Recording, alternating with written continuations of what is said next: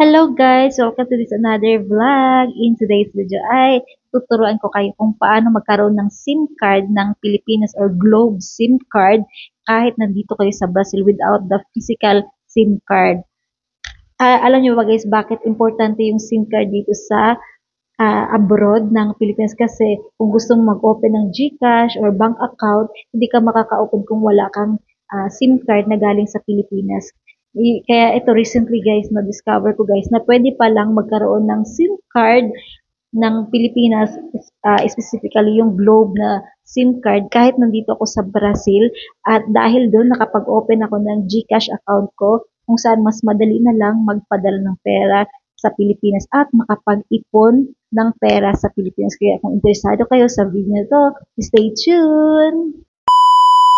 First, check yung cellphone nyo kung eSIM compatible ba siya. Makikita nyo ito sa SIM card manager sa settings, or ito naman yung list kung saan yung mga cellphone is compatible with eSIM.